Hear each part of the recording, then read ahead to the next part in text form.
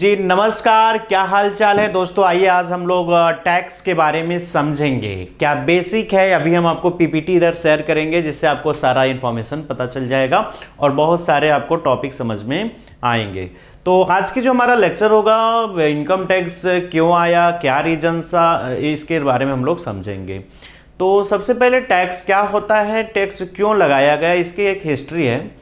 आपको पता है कि जब 1857 की क्रांति हुई थी तो उसमें बहुत ज़्यादा लॉसेस हुए थे। तो उस लॉस को रिकवर करने के लिए सबसे पहले 1860 में, है ना, 1860 में विल्सन ने, सर जेम्स विल्सन ने क्या किया था कि टैक्स लगाना स्टार्ट किया था। ठीक है ना, कि जितने सारे लॉसेस हुए थे उस लॉस को रिकवर करने के लिए विल्सन ने टैक्स लगाया सबसे पहले। अब इसके यहाँ पे आपको दो क्वेश्चन बन जाएगा कि सबसे पहले टैक्स कब लेवी किया गया था। इनकम टैक्स में लेवी का मतलब होता है टैक्स लगाना।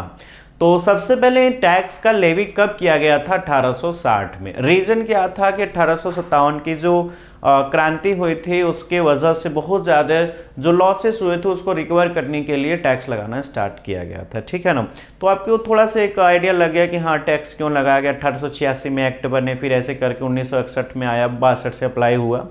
ये सारा चीज़ हम लोग देखेंगे। तो सबसे पहले तो आप ये जानिए कि टैक्स होता क्या है।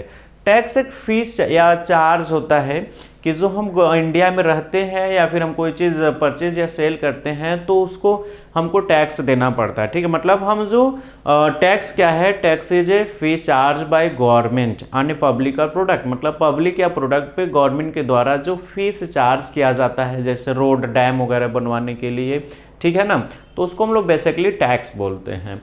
टैक्स में आपके दो टाइप्स होते हैं, इस चीज़ को आप ध्यान रखिएगा। एक होता है आपका डायरेक्ट टैक्स। टैक्स में कितने टाइप्स होते हैं, दो होता है। एक होता है आपका डायरेक्ट टैक्स होता है और एक टैक्स होता है दोस्तों इनडायरेक्ट टैक्स। तो जो डायरेक्ट टैक्स होता है, डायरेक्ट टैक्स और इनडायरेक्ट टैक्स नाम क्यों पड़ी इसको मैं आपको बताऊंगा कि डायरेक्ट और इनडायरेक्ट टैक्स इनका नाम क्यों पड़ा। तो दोस्तों सबसे पहले समझिए कि डायरेक्ट टैक्स और इनडायरेक्ट टैक्स होते क्या है। डायरेक्ट टैक्स जैसे सपोज करते हैं कि एक गवर्नमेंट हो गई, ठीक है ना, क्या हो गई, गवर्नमेंट हो गई, ठीक, और इधर आप पब्लिक हो गए। तो गवर्नमेंट जिसके ऊपर टैक्स लेवी करेगी, इनकम टैक्स में लेवी को मतलब होता है टैक्स लगाना, वही उसको पेड करेगा। मतलब इसका इम्पैक्ट और इंसिडेंस एक ही पर्सन पे होगा। तो इसको हम लोग क्या बोलते हैं, डायरेक्ट टैक्स। जिसके ऊपर टैक्स लगाया गया पेड वही करेगा, तो उसको हम लोग बोलेंगे डायरेक्ट टैक्स। इनडायरेक्ट टैक्स इसका नाम क्यों पड़ा, जैसे सपोज करते हैं कि ए गवर्नमेंट हो गई, ठीक है ना, क्या हो गई, गवर्नमेंट, और यहाँ पे बहुत सारी कंपनियां हैं। कंपनी क्या करती है कि बहुत प्रोडक्ट बनाती है, तो उस प्रोडक्ट पे गवर्नमेंट क्या करती है कि बोलती है कि आप अब इंडिया में रह के बहुत सारे इनकम जनरेट कर रहे हो तो उसका कुछ पार्ट हमको भी दीजिए। तो कंपनी क्या करती है, अल्टीमेटली जो कस्टमर होते हैं उस प्रोडक्ट को प्रोडक्ट में टैक्स का प्राइस को ऐड करके, है ना, टैक्स के अमाउंट को भी ऐड करके अल्टीमेटली किसके ऊपर बर्डन डाल देती है, कस्टमर के ऊपर। ठीक है ना, तो आप ये चीज़ देख रहे हो कि टैक्स अल्टीमेटली पेड करने वाला कौन है, टैक्स अल्टीमेटली पेड करने वाला कस्टमर है। बट डायरेक्टली ये नहीं पेड कर रहा है, वह एक चैन बना हुआ है। गवर्नमेंट ने कंपनी के ऊपर टैक्स लगाया, कंपनी ने कस्टमर से लिया, तो आप मतलब कस्टमर ने कंपनी को दिया, फिर कंपनी गवर्नमेंट को देगी। तो कंपनी क्या करेगी, अपना जो भी कॉस्ट होगा, कॉस्ट और प्लस प्रॉफिट वो अपने पास रखेगी और टैक्स का जो पैसा होगा वो गवर्नमेंट, मतलब कि कॉस्ट प्रॉफिट टैक्स तीनों मिलाकर पब्लिक से लिया जाता है। कंपनी लोग क्या करती है, अपना कॉस्ट और प्रॉफिट अपने पास रखते हैं, टैक्स का पैसा गवर्नमेंट को देते हैं। ठीक है ना, तो ये आपका क्यों नाम पड़ा डायरेक्ट इनडायरेक्ट, ये आपको समझ में आ गया कि डायरेक्ट टैक्स में क्या होता है, जिसके ऊपर टैक्स लगाया जाएगा वही पेड करता है। इनडायरेक्ट में टैक्स लगाया जाएगा, किसी और के ऊपर पेड कोई और करते हैं, तो इसको हम लोग इनडायरेक्ट टैक्स बोलते हैं। ठीक है ना, अब इसमें हम कुछ इन्फॉर्मेशन और बताएंगे जिससे कि आपको अच्छे से समझ में आ जाएगा। जैसे कि समझिए कि जो टैक्स हमने आपको बताया था कि टैक्स बेसिकली दो टाइप्स के हैं, डायरेक्ट और इनडायरेक्ट टैक्स। तो उसी में हम लोग देखेंगे जैसे डायरेक्ट टैक्स और इनडायरेक्ट टैक्स। तो डायरेक्ट टैक्स में हम लोग पढ़ते हैं इनकम टैक्स एक्ट। क्या पढ़ते हैं, इनकम टैक्स एक्ट पढ़ते हैं। अब इनकम टैक्स एक्ट कब आया था, एक क्वेश्चन एक आपके सामने है, कमेंट करके बताइएगा। इनकम टैक्स एक्ट आया था आपका 1961 में। हमारा देश आज़ाद हुआ था 1947 को, उसके 14 साल बाद। बट अप्लाई कब से हुआ था, 1 अप्रैल 1962 से अप्लाई हो गया था, ठीक है। एक्ट बन गया था 1961 में, अप्लाई हुआ था 1962 में, ठीक है ना। इनडायरेक्ट टैक्स में अलग अलग टैक्स बहुत सारे थे, जैसे आपका सबसे पहले जब एक्साइज ड्यूटी लगाया गया था, है ना। एक्साइज ड्यूटी का मतलब होता था कि जब आपने कोई गुड्स प्रोड्यूस कर दिया तो आपको उसको टैक्स देना पड़ेगा, जो कि सबसे पहले नमक पे लगाया गया था, ठीक है ना, 1944 में, ठीक। फिर आपका सेल टैक्स एक्ट था, है ना, सेल टैक्स था आपका, सेल टैक्स एक्ट आपका 1957, ठीक है ना, सॉरी 1950, यहाँ पे थोड़ा सा कंफ्यूजन है, आप यहाँ पे देख लीजिएगा 1956 है कि 1957। ये आपके लिए क्वेश्चन है कि सेल टैक्स एक्ट कब आया था, यह आप बताएंगे, ठीक है। ये आपके लिए कमेंट करिएगा, आप बताइएगा कि सेल टैक्स एक्ट कब आया था। नेक्स्ट आपका था कि जब हम विद इन स्टेट बेचते थे तो हमको वैट लगता था, वैट क्या था 2005। अभी मैं बताऊंगा कि ये सारे के सारे खत्म हो गए हैं, ये मैं आपको बताऊंगा कि ये सब के सब क्या हो गए हैं, खत्म हो गए हैं। तो एक खत्म होने के बाद क्या आया है इसको भी समझना ज़रूरी है, ठीक है ना। तो सेल टैक्स एक्ट आपका 1956 था, ठीक है ना, सेल टैक्स एक्ट का आपका था 1956, इसको याद कर लीजिएगा। फिर उसके बाद जब हम एक देश से दूसरे देश के बीच में अगर कोई गुड्स बेचते थे तो वहाँ पे लगता था आपका कस्टम, है ना। बेचते थे तो आपका इम्पोर्ट, और खरीदते थे तो आपका लगता था इम्पोर्ट, ठीक है ना, और बेचते थे तो लगता था आपका कस्टम ड्यूटी, लिख लेते हैं, समझ जाइएगा, ठीक है। 1962 में आया था। उसके बाद जो सर्विसेज प्रोवाइड करते थे तो सर्विसेज रूल्स आया था ना, सबसे पहले ब्रोकरेज पे सर्विसेज लगा था, तो सर्विसेज रूल्स आया था आपका 1994 में, ठीक है ना। ये सारे टैक्स काम कर रहे थे। तो जो कि अभी जब हम लोग इनडायरेक्ट टैक्स आप पढ़ोगे डिटेल में तो अब समझ में आएगा कि क्यों इन सबको हटाया गया। बिकॉज कास्केडिंग इफेक्ट एक नाम है, जिसमें कि कास्केडिंग इफेक्ट का मतलब होता है टैक्स ऑन टैक्स, टैक्स पे टैक्स जो लगता है उसको कास्केडिंग इफेक्ट बोलते हैं। जब आप जीएसटी हम पढ़ाएंगे तो आपको उसमें समझ में आएगा कास्केडिंग इफेक्ट क्या होता है। बस इतना समझ लीजिए कि टैक्स पे टैक्स लग के प्राइस बढ़ जाती थी। तो इन सबको खत्म करके, है ना, इन सबको खत्म करके दोस्तों, इनडायरेक्ट टैक्स की बात कर रहे हैं, ध्यान रखना, इन सबको खत्म करके 1 जुलाई, है ना, 1 जुलाई 2017 को क्या आ गया आपका, जीएसटी आ गया, जीएसटी और कस्टम। मतलब अभी सारे इनडायरेक्ट टैक्स खत्म करके जीएसटी और कस्टम ही चल रहे हैं, जीएसटी 2017, कस्टम 1962। मतलब जितने सारे इनडायरेक्ट टैक्स थे सब खत्म कर दिए गए, स्टेट और सेंट्रल गवर्नमेंट के, कुछ ही बचे हैं, मैक्सिमम आपके 17 टाइप के जो थे उनको खत्म कर दिया गया। तो जीएसटी कब आई इसको आपको ध्यान रखना है कि फर्स्ट, अभी जीएसटी पे हम क्लासेस लेंगे जो कि आपको बताया जाएगा कि जीएसटी कितने टाइप्स होते हैं, सारा चीज़ वो अलग मैटर है, ठीक है ना, मैं आपको बताऊंगा। तो जीएसटी देखिए, सबसे पहले हमारा जीएसटी 1 जुलाई को क्या है, बिकॉज 1 जुलाई 1949 को हमारा आईसीआई का एक्ट पास हुआ था ना, आईसीआई स्टेब्लिश जो सीए कराती है।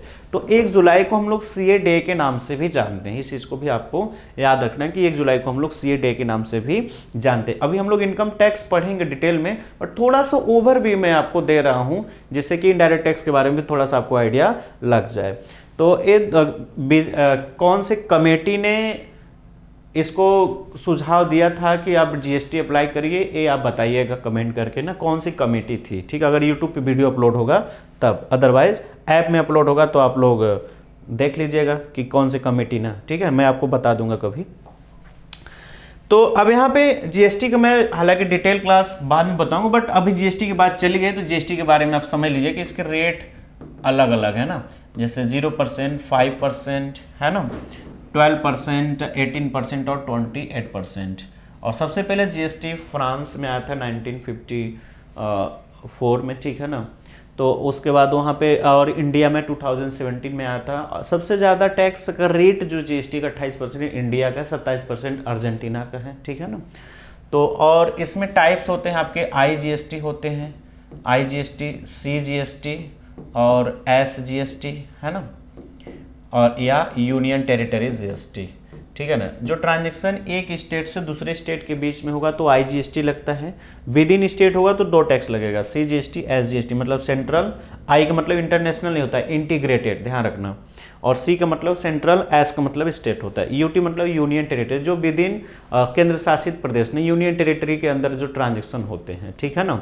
बट जो आपका दिल्ली और पुडुचेरी होते हैं यूनियन टेरिटरी है, बट जीएसटी के नज़र से उनको एज ए स्टेट काउंट किया जाता है, इस चीज़ को भी आपको ध्यान रखना है, ठीक है ना। तो ये जीएसटी का मैंने थोड़ा सा आपको ओवरव्यू बता दिया। जो ट्रांजेक्शन विद इन स्टेट होगा तो आपको सी और उसको इंट्रा ट्रांजेक्शन बोलते हैं। एक स्टेट से दूसरे स्टेट के बीच में ट्रांजेक्शन होगा तो उसको हम लोग इंटर ट्रांजेक्शन बोलते हैं, जिसमें आईजीएसटी लगता है, ठीक है ना।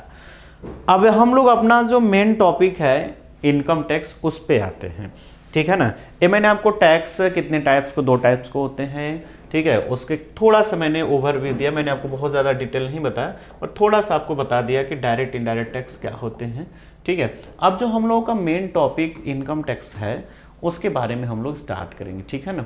मेन टॉपिक हम लोगों का इनकम टैक्स का है, जिसमें आपको बताया गया कि income tax law and practices, ठीक है ना, इनकम टैक्स लॉ। और इससे आपको बनारस हिंदू यूनिवर्सिटी में या फिर आप बहुत सारे जो गवर्नमेंट जॉब की तैयारी करेंगे या दिल्ली यूनिवर्सिटी का प्रिपरेशन कर रहे हैं एमकॉम का, तो वहाँ पे इनकम टैक्स से क्वेश्चन पूछता है। और बनारस हिंदू यूनिवर्सिटी में 6 क्वेश्चन इनकम टैक्स से पूछता है, ठीक है ना। तो आइए बेसिकली हम लोग देखते हैं इसके बारे में है क्या, टैक्स क्या है। अभी मैंने जो आपको बताया फिर से थोड़ा सा देख लीजिए। Tax is a fee charge by government on A product, income और एक्टिविटी। टैक्स क्या होता है, टैक्स गवर्नमेंट की एक फीस चार्ज करती है जो प्रोडक्ट पे या कोई एक्टिविटी सर्विसेज पे या आपका जो पर्सनल इनकम होगा उस पे टैक्स चार्ज किया जाता है, ठीक है ना। और direct tax, indirect tax, direct tax में क्यों डायरेक्ट टैक्स किस पे लगाया जाता है। आप सपोज करिए कि ये सपोज करिए इंडिया के पब्लिक ऐसे हैं, ठीक है ना, इंडिया के पब्लिक ऐसे हैं ना, कोई बहुत अमीर है, कोई बहुत गरीब है। तो गवर्नमेंट एक लिमिटेशन लगा देती है कि अगर आपका इनकम सपोज करते हैं इस इनकम से, मतलब ये इनकम का सपोज करते कर्व होगा, तो इससे ज़्यादा अगर होगा तो आपको टैक्स देना होगा। मतलब ये लोग, एक गरीब लोग जो हैं उनको टैक्स देंगे। अब इनको गवर्नमेंट ऐसे पैसे नहीं बांटती है, इनसे टैक्स लेके जैसे रोड बनवाना है ना, government hospital, government school, college वगैरह ओपन करता है, जिससे कि गरीब लोग भी वहाँ पे जाके अपना इलाज करा सके और पढ़ सके, हॉस्पिटल में इलाज करा सके और यूनिवर्सिटी कॉलेजेस में उनके बच्चे पढ़ सके आसानी से, ठीक है ना। तो इस वजह से आपका डायरेक्ट टैक्स लगाया जाता है कि जिससे कि जो इम्बैलेंसेस हैं वो थोड़ा सही हो जाए। तो आप यहाँ पे देखो कि टैक्स के बारे में थोड़ा सा ओवरव्यू फिर से दे रहा है कि tax is a fee charge by A government on A product, income और एक्टिविटी। मतलब जो प्रोडक्ट या इनकम या एक्टिविटी पे जो एक फीस चार्ज करती है गवर्नमेंट, उसको हम लोग टैक्स बोलते हैं। There are 2 types of the tax, direct taxes and indirect taxes. कितने टाइप्स के टैक्स होते हैं, 2 टाइप्स के टैक्स होते हैं, एक डायरेक्ट टैक्स होता है और एक इनडायरेक्ट टैक्स होता है। If tax is levied directly on the income or wealth of the person, then it is direct tax, income tax, wealth tax। कह रहा है कि गवर्नमेंट जब किसी पर्सन से डायरेक्टली बोलते हैं कि आपका कितना इनकम हमको टैक्स दीजिए, वेल्थ पे या फिर पर्सन से डायरेक्टली, तो उसको हम लोग डायरेक्ट टैक्स बोलेंगे। If tax is levied on the price of the goods और services, then it is called indirect. अगर कि कोई भी टैक्स गवर्नमेंट कंपनी के ऊपर लगाएगी और कंपनी अपने प्रोडक्ट और सर्विसेज में ऐड करके कस्टमर से लेकर फिर गवर्नमेंट को देगी, तो उसको हम लोग क्या बोलेंगे, इनडायरेक्ट टैक्स बोलते हैं, ठीक है ना। अच्छा, जीएसटी का पूरा नाम क्या होता है, आप कमेंट करके बताओगे जीएसटी का नाम क्या होता है, ठीक है ना। तो मैं आपको एक हंसाने के लिए बता सकता हूँ कि जीएसटी अपने आप गर्लफ्रेंड बॉयफ्रेंड को बोल सकते हो जीएसटी, मतलब good night sweet dream take care, ठीक है ना। बट यहाँ पे नाम होते हैं जैसे गुड्स एंड सर्विसेज टैक्स बोलते हैं ना, गुड्स एंड सर्विस टैक्स बच्चे बोलते हैं, but goods and services tax होता है, क्या होता है, गुड्स एंड सर्विसेज टैक्स होता है जीएसटी का पूरा नाम। In the case of indirect tax, the person paying the tax passes on the incidence to the another person। मैंने आपको एग्जांपल में बताया था कि गवर्नमेंट ने पब्लिक के ऊपर कंपनी के ऊपर लगाया, कंपनी ने क्या किया, पब्लिक के ऊपर पास कर दिया, बर्डन कर दिया, बर्डन को शिफ्ट कर दिया, लगाया किसी और पे गया, पेड कोई और कर रहा है, ठीक है ना। तुझे चाहता कोई और है, कैसे गाना है ना, तू पसंद है किसी और को, तुझे चाहता कोई और है, उसी तरीके से इनडायरेक्ट टैक्स में लगाया किसी और पे जाएगा, पेड कोई और करेगा, तो उसको हम लोग क्या बोलते हैं, उसको हम लोग प्यारे से नाम बोलते हैं इनडायरेक्ट टैक्स। बता रहा है कि वाई टैक्सेस लेविड। मैंने आपको बताया था स्टार्टिंग में कि लेवी का मतलब होता है इनकम टैक्स में, मतलब टैक्स में जब लेवी वर्ड आप सुनोगे तो लेवी का मतलब होता है टैक्स चार्ज करना, है ना। टैक्स लगाने को हम लोग, गवर्नमेंट जो टैक्स लगाती है उसको एक सिंपल वर्ड में लेवी बोलते हैं। तो ये बता रहे क्यों टैक्स लेवी किया जाता है, क्यों टैक्स चार्ज किया जाता है। The reason for the levy of the taxes is that they constitute the basic source of the revenue to the government. मतलब करें गवर्नमेंट की एक बेसिक रेवेन्यू होती है। टैक्स क्या होती है, गवर्नमेंट की एक बेसिक रेवेन्यू होती है। Revenue so raised is utilise for meeting the expenses of the government. अब देखो आप कहोगे गवर्नमेंट, अब जो कॉमर्स नहीं पढ़े होते हैं ना, वो कहते हैं गवर्नमेंट पैसा नहीं छाप लेती है का, पैसा छाप ले उसके पास कोई दिक्कत नहीं, रुपया नोट छाप ले उसके पास, क्या दिक्कत है। तो उनको थोड़ा सा समझाना पड़ता, भैया हम आपको थोड़ा लेट समझा पाएंगे, क्योंकि पैसा नोट ही छापना रहता तो गवर्नमेंट क्यों टैक्स लगाती है, और नोट छाप के नहीं अपना काम कर लेती।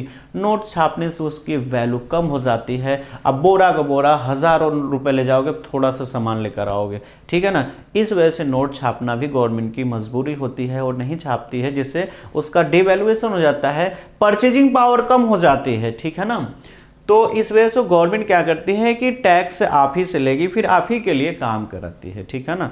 इनकम का सोर्स टैक्स ही होता है गवर्नमेंट का, और उसी टैक्स से हमारे ऊपर वो काम करती है। वो अलग बात है कि घोटाले में जाते हैं। Like defence provisions of education है ना, जो डिफेंस की सर्विसेज जो दे रहे हैं उनके लिए जो पैसे है ना, health cares, infrastructure facilities like road, dams etcetera, करें कि जो गवर्नमेंट के इनकम के सोर्स हैं टैक्स, और उस टैक्स को लोग कहाँ पे यूज करते हैं, रोड बनवाने में, डैम बनवाने में, यूनिवर्सिटी है ना, ये सारे जगहों पर वो उस पैसे को यूज करते हैं, और डिफेंस में भी सारी चीज़ों को उसको यूज करते हैं, ठीक है ना, उस पैसे को। Overview of income tax law in India. मैं आपको बता दूं सबसे पहले कि इनकम टैक्स एक्ट और इनकम टैक्स लॉ में बड़ा कौन है। तो किसी भी चीज़ का एक्ट से लॉ बड़ा होता है ना, ध्यान रखना। लॉ आपका बड़ा होता है, लॉ के अंदर एक्ट आते हैं, ये आप ध्यान रखिएगा, ठीक है ना।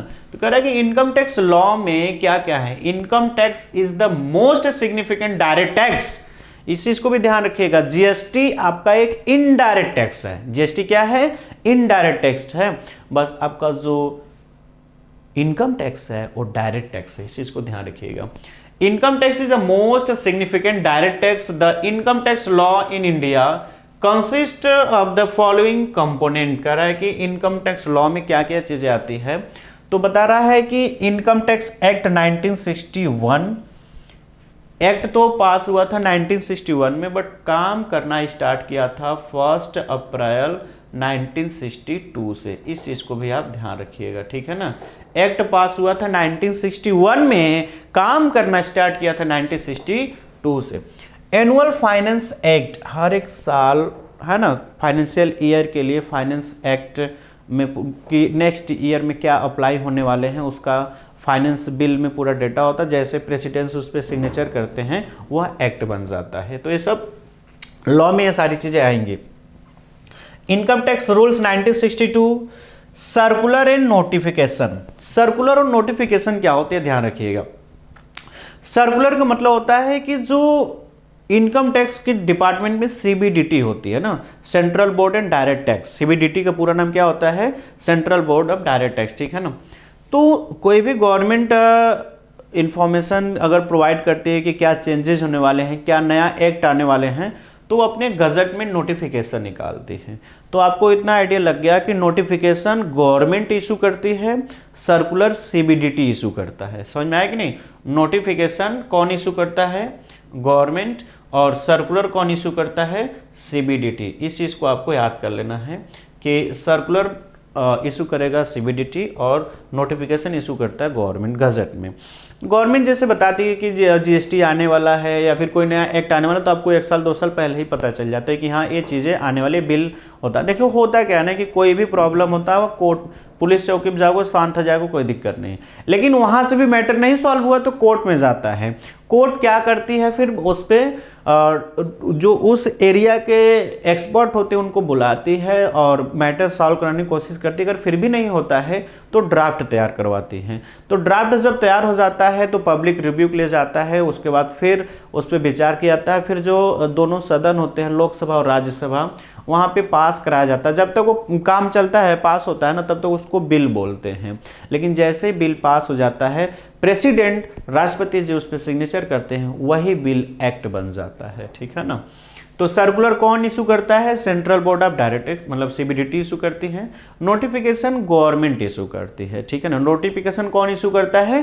गवर्नमेंट इशू करती है। ठीक है, कि कोई भी चेंजेस आने वाले हैं तो पहले से गजट में बता देते हैं कि हाँ क्या चेंज होने वाले हैं। फिर उस नोटिफिकेशन को सर्कुलेट, जैसे सपोज करते हैं कि हमारी कोचिंग लंका माधव मार्केट में है, ठीक है ना, BHU आओगे लंका गेट, वहाँ पे है। तो अगर सपोज करो हमारी कोचिंग कहीं दूसरी जगह, अयोध्या चली गई या फिर मथुरा चली गई या फिर आपका अहमदाबाद चला गया, फिर हैदराबाद चला गया, तो हम क्या करेंगे, जो हमसे लोग रिलेटेड जुड़े हैं उनको हम एक सर्कुलर मैसेज मतलब सर्कुलर एक नोटिस देंगे, जिससे कि उनको पता चले कि हमारी कोचिंग यहाँ से दूसरी जगह चली गई है। तो उसी तरीके से सीबीडीटी की जिम्मेदारी बनती है कि जो इंस्पेक्टर होते हैं इनकम टैक्स डिपार्टमेंट के जितने सारे, उनको एक मैसेज उनको कन्विंस करती है कि हाँ कहाँ कहाँ गवर्नमेंट इस बार चेंज की है, ये सारे चेंजेस सबको सर्कुलेट करती है। ठीक है ना। Legal decision of the court, कोई अब इसके बाद भी अगर देखो एक्ट तो बन गया, लेकिन और ऐसे केसेस आते हैं जो एक्ट में डिफाइन ही नहीं किया गया, तब गवर्नमेंट जो डिसीजन देगी इनकम टैक्स से रिलेटेड वो भी अप्लीकेबल होगा। ठीक है ना। चलिए, income tax act 1961, income tax act कब आया था? 1961 में। इसमें क्या पढ़ना है दोस्तों आपको? The levy of income tax. अब लेवी मैंने आपको बता दिया, लेवी का मतलब होता है टैक्स लगाने को लेवी बोलते हैं। The levy of income tax in India is govern by the income tax act 1961। This act came into force on 1 April 1962। Apply कब से हुआ था? 1 अप्रैल 1962 से। The content 298 section and 14 schedule. आपको याद कर लीजिए, 298 सेक्शन है इनकम टैक्स में और 14 शेड्यूल हैं। These undergo change every year with the addition and deletion, है ना, brought about by the Finance Act passed by the Parliament। मतलब इसमें जो सेक्शन वगैरह उसमें ऐड होते रहते हैं, डिलीट होते रहते हैं। ठीक है ना। कुछ अगर के नया रूल्स आया तो उसमें ऐड होते रहते हैं और कुछ हटाए भी जाते हैं। In pursuance of the power given by the Income Tax Act, rules have been framed to the facilitate proper administration of the income tax act. मतलब उसमें उनको पावर दिया गया है कि अपने हिसाब से, सिचुएशन के हिसाब से आप रूल्स रेगुलेशन को बनाते रहिए। ठीक है। एनुअल फाइनेंस एक्ट, हर एक साल के फाइनेंशियल ईयर के लिए एनुअल फाइनेंस एक्ट बना। अब फाइनेंशियल ईयर जो मैं बार बार वर्ड बोल रहा हूँ, फाइनेंशियल एक 12th मंथ का, फाइनेंशियल ईयर एक 12th मंथ का पीरियड होता है जो 1 अप्रैल से स्टार्ट होता है, नेक्स्ट 31 मार्च को क्लोज होता है। उसको हम लोग असेसमेंट, अब असेसमेंट ईयर क्या होते हैं, असेसमेंट क्या होते हैं, प्रीवियस ईयर क्या होते हैं, प्रीवियस ईयर के एक्सेप्शन क्या होते हैं, ये सारा कुछ हम लोग पढ़ेंगे। आपको बस आइडिया के लिए बता दूं कि जो अभी चल रहा है असेसमेंट ईयर 2021 और 22 चल रहा है। 31 मार्च ये जब हो जाएगा तो 2022 और 23 असेसमेंट ईयर हो जाएगा। तो 2022 और 23 के लिए प्रीवियस ईयर, 21 और प्रीवियस ईयर, असेसमेंट ईयर के जस्ट प्रीसीडिंग ईयर को हम लोग प्रीवियस ईयर बोलते हैं। जैसे इस समय असेसमेंट जो मैं अभी वीडियो बनाया हूँ, इस समय के हिसाब से असेसमेंट है 2021 और 22, प्रीवियस ईयर है 2020 और 21। Every year the finance minister, अब ध्यान रखना, finance minister of the government of India present the budget of the parliament, है ना। हर एक साल पहले 1 मार्च को होता था, 28 फरवरी को, फिर अब 1 फरवरी को बजट पेश किया जाता है। पहले रेलवे बजट और जनरल बजट अलग अलग होते थे, बट आम बजट में अब दोनों सारी चीज़ें यूनियन बजट में कंबाइन कर दी गई है। अब कह रहा है कि हर एक साल फाइनेंस मिनिस्टर क्या करते हैं, बजट को पेश करते हैं। Part A of the budget speech contain the proposed policies of the government in physical area.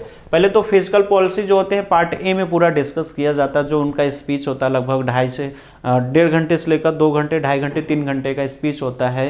जब आप देखते हो अभी 1 फरवरी को निर्मला सीतारमण जी ने स्पीच दिया था, लगभग 92 मिनट का था, ठीक है ना। पार्ट बी में क्या होता है कि अब the budget speech contain the detail tax proposal. देखिए पार्ट ए में क्या होता है, फिजिकल पॉलिसी, फिजिकल एरिया के बारे में होता है। पार्ट बी में टैक्स के प्रपोजल के टैक्स में क्या क्या चेंजेस होने वाले हैं, क्या क्या चीजें हटने वाली हैं, उसके बारे में होता है।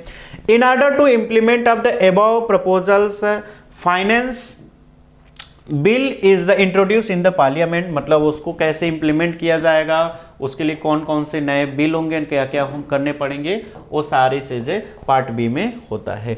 Once the finance bill is approved by the parliament, कह रहा है एक बार अगर के फाइनेंस बिल पार्लियामेंट में अप्रूव कर लिया जाता है, द असेंट, असेंट मतलब होता है सहमति, the assent of the president it become the finance act. मैंने आपको बताया कोई भी बिल जैसे ही प्रेसिडेंट सिग्नेचर करेंगे वह एक्ट बन जाता है।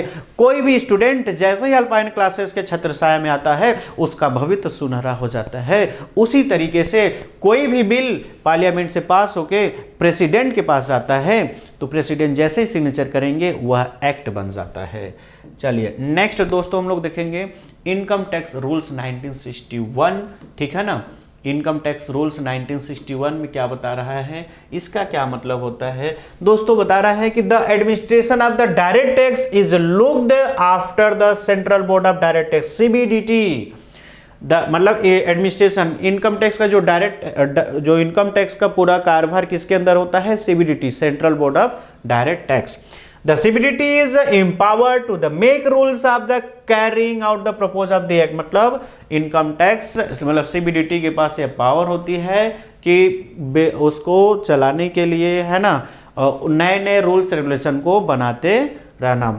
For the proper administration of the income tax, the CBDT frame the rules from the time, मतलब टाइम टू टाइम कुछ नए नए रूल्स बनते रहते हैं। These rules are the collectively called income tax। इसको हम लोग क्या बोलते हैं, income tax rules 1962। It is important to keep in mind that along with the income tax act, these rules should also be studied। Next बता रहा circular and notification, वही मैंने आपको ऊपर बता दिया तो फिर से वही चीजें पढ़ने को मिल रहा है। Circular are the issued by the CBDT, central CBDT issue करती है, central board of direct tax, from time to time to the deal with the certain specific problem and clarify doubts regarding the scope and meaning of the provision, मतलब कि जो नए नए changes आ रहे हैं उसका क्या मतलब है ना, ये सारी चीजें टाइम टू टाइम जितने सारे इंस्पेक्टर जितने सारे अधिकारी होते हैं उनको बताने का काम करती है सीबीडीटी, ठीक है ना। This circular are issued for the guidance of the officer, जितने सारे ऑफिसर या एसएससी होते हैं उनको गाइडेंस होता है कि क्या चेंजेस आए हैं। The department is bound by the circular. While such circulars are not binding the assessee, they can take advantage of the beneficial circular। मतलब उसमें होता है कि असेसी को बेनिफिट हो, है ना, ये सारा इंफॉर्मेशन हो प्रोवाइड करते रहते हैं टाइम टू टाइम। अब कर इसके अलावा भी कोर्ट क्या करती है, बहुत सारे जो केस लॉ होते हैं, the study of case laws is a important and unavoidable part of the study of income tax law. Income tax law में बहुत सारे केस लॉ होते हैं, बहुत सारे ऐसे सिचुएशन आ जाते हैं इनकम टैक्स के, है ना, तो उसमें जो कोर्ट डिसीजन देती है उसको भी मानना पड़ता है। It is not possible for the parliament to conceive and provide for all possible issue that में arise in the implementation of the act, hence the judiciary will hear the dispute. मतलब कह रहा है कि जरूरी नहीं कि पार्लियामेंट ने जो एक्ट बना दिया वही सही है, उसके अलावा बहुत सारे जुडिशरी में प्रॉब्लम होते हैं, तो वहाँ जो कोर्ट डिसीजन देती है, the assessee and the department give the decision in various issues, बहुत सारे इशूज पे जो कोर्ट डिसीजन देती है उसको भी मानना पड़ता है। The supreme court is the apex court of the country. Supreme court क्या होती है, कंट्री की एक अपेक्स बॉडी, सबसे हाई बॉडी है। And law laid down by the supreme court is the law of the land, मतलब एक तरीके से पूरे लॉ को फ्रेम कौन करवाता है, मैक्सिमम जो होते हैं supreme court. The decision given by the various high court will apply in the respective state which such high court have jurisdiction. कह रहा है कि हाई कोर्ट के जो डिसीजन होंगे वो उसी पर्टिकुलर स्टेट में अप्लीकेबल होंगे। अब नेक्स्ट बता रहा है कि लेवी ऑफ इनकम टैक्स। कह रहा है इनकम टैक्स किसके ऊपर लगाया जाता है। Income tax is a tax levied on the total income. किस पे टैक्स लगाया जाता है, टोटल इनकम। अब टोटल इनकम क्या होते हैं, मैं आपको बस ऐसे ओवरव्यू बता दूं। जितने तरीके से सोर्स, 5 तरीके के इनकम के सोर्स होते हैं, पांचों को ऐड करेंगे, क्लब करेंगे, कैरी फॉरवर्ड एंड सेटअप करेंगे तो उसको बोलेंगे डिडक्शन। जितने सारे हैं उसको बिना माइनस किए तो उसको बोलेंगे ग्रॉस टोटल इनकम। फिर डिडक्शन आपको अलाउ होता है सेक्शन 80C से 80U तक, उसको माइनस करेंगे तो बोलेंगे टैक्सेबल इनकम या टोटल इनकम। अभी आगे हम आपको बताएंगे। अब किसके ऊपर टैक्स लग सकता है, एक पर्सन। इनकम टैक्स में किसको पर्सन बोला जाता है, ध्यान रखिएगा। इनकम टैक्स में किसको पर्सन बोला जाता है, तो जो एक इंडिविजुअल पर्सन, इंडिविजुअल लोग होते हैं उनको पर्सन बोलता है income tax. Hindu undivided family को पर्सन बोलता है। एसोसिएशन ऑफ पर्सन को, बॉडी ऑफ इंडिविजुअल को, फर्म को, कंपनी को, एजेपी है ना, आर्टिफिशियल जुडिशियल पर्सन, इन सबको income tax as a person की तरह ट्रीट करती है, इनसे टैक्स लेती है। ठीक है ना, टैक्स डिपार्टमेंट जो सीबीडीटी है। अब कह रहा है टोटल इनकम या टैक्सेबल इनकम, टैक्स पेबल कैसे हम लोग निकालेंगे। ठीक है, तो सबसे पहले हम लोग क्या करते हैं, income tax is levied on the assessed total income. Income tax किस पे लगाया जाता है, टोटल इनकम पे। Such total income has to be computed as per the provision contained in the Income Tax Act। मतलब जो भी इनकम टैक्स एक्ट में प्रोविजन बताए गए हैं उसके अकॉर्डिंगली हम लोग टैक्स को चार्ज करते हैं। Let us go step by step understand the procedure of computation of total income, है ना, कि टोटल इनकम कैसे कंप्यूट किए जाएंगे, इसके बारे में आपको कुछ प्रोसीजर यहाँ पे बताए गए हैं। उसको हम लोग क्या करेंगे, कंप्लीट रूप से इसको देखेंगे। इसके बाद आपका ये सारा चीज़ समझ में आ जाएगा। नेक्स्ट वीडियो में हमको बहुत सारे टर्मिनोलॉजी की, असेसमेंट ईयर क्या होते हैं, प्रीवियस ईयर क्या होते हैं, फिर और बहुत सारी चीज़ों को पढ़ेंगे, इनकम क्या होते हैं। ठीक है ना, अब यहाँ पे हम लोग एक थोड़ा सा प्रोसीजर पढ़ेंगे। इनकम के 5 सोर्स होते हैं, income from salary, income from house property, income from PGBP, profit gain in business profession, income from capital gain and income from other sources. 5 तरीके के इनकम होते हैं, वो अगले लेक्चर में हम लोग डिस्कस करेंगे। अब यहाँ पे बता रहा है सबसे पहले रेजिडेंशियल स्टेटस को डिटरमाइन करेंगे कि वह ऑर्डिनरी रेजिडेंट है कि नॉट ऑर्डिनरी रेजिडेंट है कि नॉन रेजिडेंट है। समझ में आया ना, अब ये पढ़ेंगे हम लोग तो आपको समझ में आएगा अच्छा इसका मतलब होता क्या है। Classification of income under different head, है ना, डिफरेंट हेड में कितने हेड हैं, 5 हेड हैं। ठीक है ना, कितने हेड हैं, 5 हेड हैं। उसके बाद क्या करेंगे, पांचों हेड को exclusion of the income not chargeable, मतलब जो चार्ज जिस पे टैक्स नहीं किया जाएगा उसको क्या करेंगे, एक्सक्लूड कर देंगे, अलग कर देंगे। Computation of income under each head, मतलब जो सैलरी का कितना इनकम आया, हाउस प्रॉपर्टी का कितना इनकम आया, खुद पर्टिकुलर हेड का क्या डिडक्शन, उसको माइनस करने के बाद जो बचेगा।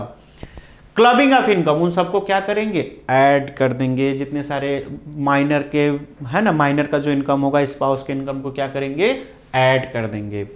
उसके बाद जो पिछले साल के लॉसेस होंगे उसको कैरी फॉरवर्ड कर देंगे, या फिर उसको सेटअप कर देंगे कि पिछले साल का लॉस था, इस बार प्रॉफिट हुआ तो उसको सेटअप कर देंगे। ठीक है, इन सब को करने के बाद जो टोटल इनकम आएगा उसको बोलेंगे GTI, gross total income. Gross total income में जितना सारा डिडक्शन कौन होते हैं, सेक्शन 80C से लेकर सेक्शन 80U तक का जो भी डिडक्शन है उसको माइनस कर देंगे। जैसे LIC वगैरह में पैसा आप जमा किए हो तो डिडक्शन मिल जाता है, उसी को बोलते हैं टोटल इनकम या टैक्सेबल इनकम।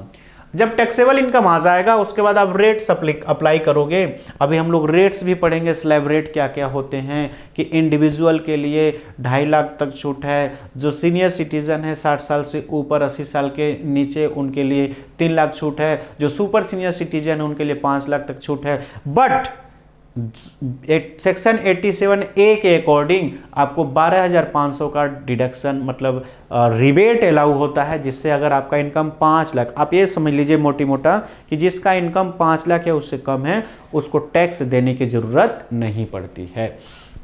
तो जो आपका स्लैब रेट आएगा उस स्लैब रेट के अकॉर्डिंग आपका टैक्स लग जाएगा। हाँ, अगर आपका इनकम 50 लाख से ज़्यादा है तो आपको एक्स्ट्रा टैक्स देना, जिसको हम लोग सरचार्ज बोलते हैं।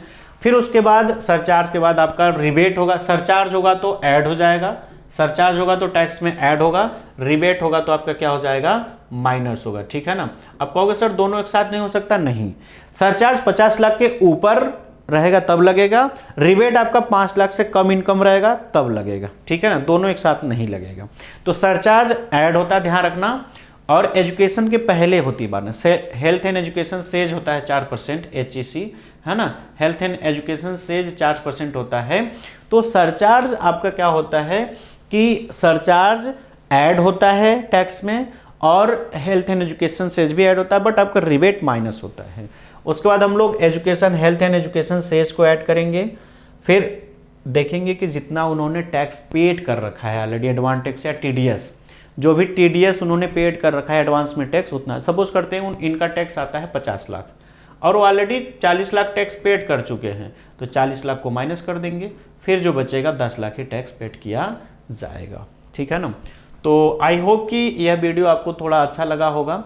तो अब ऐसे ही वीडियो आपको बहुत अच्छे तरीके से बताए जाएंगे कि अभी तो हमने आपको बहुत, अभी स्लैब रेट बताना, आपको बहुत सारा टॉपिक इसमें है। ठीक है। तो अगर ये वीडियो यूट्यूब पे अपलोड है तो ज़्यादा से ज़्यादा आप इस वीडियो को प्यार दीजिए, ज़्यादा से ज़्यादा अपने फ्रेंड सर्कल में शेयर करिए।